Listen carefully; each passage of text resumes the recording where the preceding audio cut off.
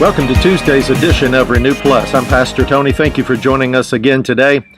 And without any further ado, I'm just going to go back and pick up where we left off yesterday. We left off in Psalm 78. So let's go back over to Psalm 78 once again today.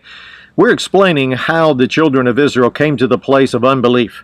It was their unbelief that kept them from going in and possessing the promised land that God had given to them. I'll tell you what, I don't know about you, but I don't want to live my life here and eventually go to heaven and see all the things left on the table I should have been possessing, walking in, and enjoying here in this life, but didn't because of unbelief. Well, again, let's go back over to Psalm 78. I'm just going to pick up from verse number 15 and then move forward. It says, He split the rocks in the wilderness. And gave them drink in abundance like the depths. He also brought streams out of the rock and caused waters to run down like the rivers. Now notice who's doing this right here. God is. It says God split the rocks. He gave them drink. He brought streams out of the rock. He's the one that fed them. He's the one that split the Red Sea and caused them to walk across on dry ground. He is the one who defeated their enemies. He is the one that delivered them out of bondage. See, it had nothing to do with them. And so why are they still in the center focus and the centerpiece of their life? Well, it's because they were so used to self-reliance or relying on themselves or somebody else other than God. See, they were supposed to be learning how to trust in God, trust in His works, and trust in His faithfulness. And eventually, that God should be moved in the center of our life, and we should be moving out of the center of our life. See, if we have our focus on ourselves, if we're self-focused, self-reliant, self-centered, if we're self-righteous, then I can tell you our faith is going to be in us and not in God. And that's where unbelief comes in. Now, going down to verse 19, here in Psalm 78, it says, yes, they spoke against God. That's not a good thing, again, that you need to be doing. They spoke against God. They said, can God prepare a table in the wilderness? Behold, He struck the rock so that the waters gushed out and the streams overflowed. Can He give bread also? Can He provide meat for His people? See, after all of these miracles that they saw, that they should have been recalling and remembering and rehearsing on a daily basis that would have fed their faith, notice what they were doing. They're still asking questions. They were still questioning God's faithfulness and His ability right here. I tell you, that is a pure recipe right there for not possessing your promised land, not receiving from God. They should have been saying, God can do this. But instead, they were asking a question, can God do this? See, New Testament faith makes declarations and statements. God can, God will, God is. But whereas unbelief is always going to be asking questions, can God do this? Yeah, I know He's done this before, but can God do? No, we need to get ourselves and that kind of thinking out of our own minds and hearts and put this right in the center of our life. Now, verse 21, it says, therefore, the Lord heard this and was furious, and a fire was kindled against Jacob, and anger also came up against Israel, because they did not believe in God and did not trust in His salvation. What were they doing then? Well, just because you have unbelief, that's just not non-belief. That doesn't mean you're in a place of just neutral ground where you're just not believing anything. If you're not believing in God, you're believing in something else. Now, I can tell you, if you're not believing in God, you're believing in man. You're believing in yourself. You're believing in some other kind of force out there in the universe or whatever, other than God, that is opposed to this kind of faith and believing right here. And notice they did not trust in His salvation. You know what they were doing? They were trusting in their own ability to save themselves in this situation. They should have known better by now, but did not. Okay, we're not talking about a group of people who didn't know anything, never seen anything. We're talking about a group of people that had seen and known God and seen, what God had done, and yet they were still questioning Him. Now, verse number 40 of this same chapter here goes on to say how often. Now, notice that right there, often. You know, a lot of people, they jump against God and they start trying to accuse God. And they say, well, he's just quick-tempered. He's just short in his temper and he got angry over nothing. No, often. In fact, the Bible says 10 times they tempted him out there. You know, most of us wouldn't put up with a couple of times, much less 10 times like this. And so how often they provoked him in the wilderness and grieved him in the desert. Yes, again and again. Now notice this, again and again. In other words, they didn't learn. They were flunking the grade, and they had to go back and repeat that grade over and over and over again. They just never passed that test and never passed that grade and never learned what they were supposed to learn. Yes, again and again they tempted God, and notice, and they limited the Holy One of Israel. You know, a lot of people, they just believe that God is and will do whatever he wants to do. Well, and this is telling us different right here. They limited God, the Holy One of Israel, and what he could do for them. Now, they're not going to limit God in his power per se and who God is, you know, as the Most High God, as the Creator in that sense of it. But you can tie God's hands and you can limit what he can do for you, in you, and through you in your life because of unbelief. And unbelief always comes from wrong thinking. Wrong thinking. Having our hearts established in the wrong things. So he said they limited the Holy One of Israel. And listen, verse 42, and they did not remember his power. Notice that. They did not remember his power. In other words, they forgot his works. We already said that. You know, they already gave, over and over again in this psalm, we're seeing that. They forgot his works. Did not remember his wondrous works and deeds. They forgot all the things that he did. And they rehearsed all of them in order, how God did this for them. And then it says they did not remember his power, the day when he redeemed them from the enemy. You know, again, we kind of shake our heads with that, but you know, we have to learn these lessons at some point in time. And we have to have enough intestinal fortitude to make some changes inside if there is continual unbelief that's keeping us out of our promised land that God's provided for us. And see, we have to get out of looking at ourselves, trusting in ourselves and our ability to save ourselves, provide for ourselves, you know, give ourselves victory in this situation, all these other things. And we have to begin to get that focus back over on him and what he can do and remember his power.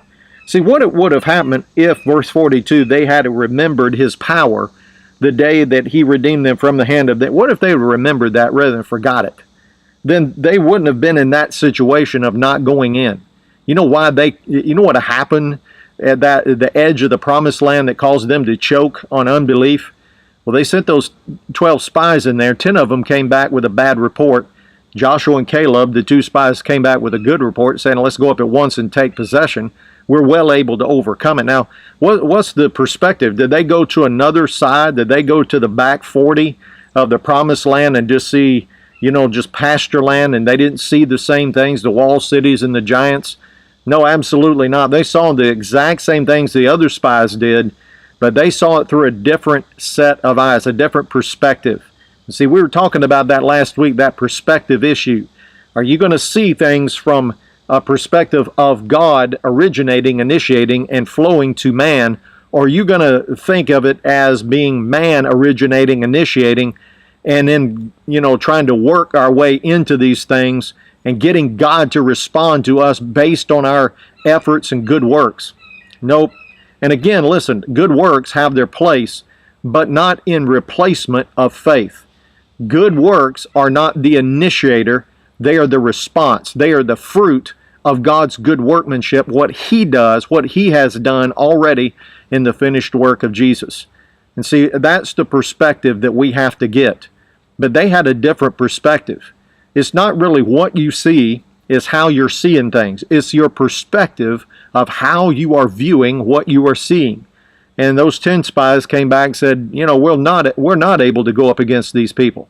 There are giants there. There's all the, all the ites are there. All the ites are in there, the big guys, you know, and they began to compare themselves. That's what happens when you are in the center of your focus, the center of your life. You're self-centered, self-focused, self-reliant, and self-righteous. then you are looking at self and you begin to compare yourself with the situation. You begin to compare yourself with the challenges, the obstacles, the needs, all the other things of life. And you know what happens when you do that? Like the children of Israel? No pun intended here, but you come up short, okay? When you start comparing yourself with the giants, all the ites, all the walled cities, then you in your own mind come up short. And again, you're coming up short of the glory of God. That's exactly what it's talking about. In other words, you are insufficient and inferior in and of yourself, and by your own strength, your own power, your own ability, your own resources. And a lot of people kind of bump along in life pretty well for a while, but you know, sometime in your life, you're going to mash your nose and your face up against a wall of impossibility, something that's bigger than you. And if you've been just used to and trained yourself to focus on you, I can figure it out. I got this, God. You know, I can work this thing out, you know, or I'll look to some other man-made institution or formula in order to work this out. I'm telling you, anything that comes from man is always going to come short of the glory and short of saving power in your life. God wants you to live on His level. He wants you to live on the supernatural plane that He and His grace has brought you up to. But you're going to have to put Him in the center focus of your life and of your faith and get yourself out of the picture. I know your flesh doesn't want to hear that. Your flesh doesn't like that because it wants to get involved. It wants to do something, and it wants to take credit and glory, at least partially, for it. You're going to have to get over yourself in that and get yourself out of the picture. Now, let's look back over to the book of Hebrews again. So we've set the stage up right here from Hebrews chapter 3 and verse 19. They did not enter in, those children of Israel did not enter in because of their unbelief. And we saw what caused their unbelief was a wrong mindset, wrong focus.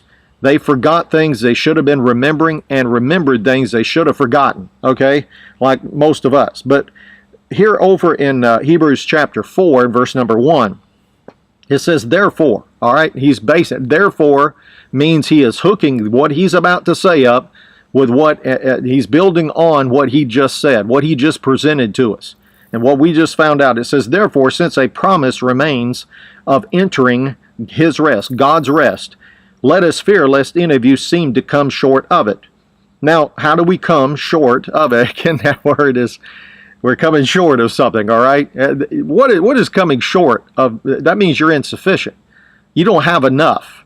You know, we used to have this saying growing up, you know, about smaller kids. They were trying to do adult things, and we'd have this saying, this is a Southern colloquial expression, he just didn't have enough rocks in his pocket. Well, that's the same kind of thing. We're coming up short. We don't have enough rocks in our pocket, so to speak, in and of ourselves. But God never intended for us to live life in and of ourselves. He intended for us to live life with Him involved, with Him in the equation, with Him in the centerpiece and the center focus of our life. And so notice right here, let us seem to come short of it. Verse number 2, for indeed the gospel was preached to us as well as to them. Now, who is the them he's talking about? That example of the children of Israel. The gospel is preached to us as well as to them. In other words, they heard the good news. What is the gospel? The gospel is not what you do. The gospel is about what God does for us that we can't do for ourselves. That's why it's called the gospel of grace. It's all about the finished work of Jesus. It's all about God and God alone. It's about God-initiated salvation, provision, preservation, and problem solving. So it says, for indeed the gospel is preached to us as well as to them, but the word which they heard, notice they heard it. It was preached. They heard it, but they didn't really hear it. You understand? So it says, but the word which they heard did not profit them. Okay, we need to know why it did not profit them. Again, it has to do with what we've been talking about. It did not profit them, not being mixed with faith in those who heard it. You know why people aren't receiving the gospel message? Because the gospel message really tells us that we are insufficient in and of ourselves, and we have to look to God in His salvation, which is more than enough, which is all sufficient. That's what the grace of God is all sufficient. So if your heart is established in you, what you can do, what men can do, man-focused, self-centered, self-righteous, then guess what? You're not really, you may hear the gospel, but you don't really hear it.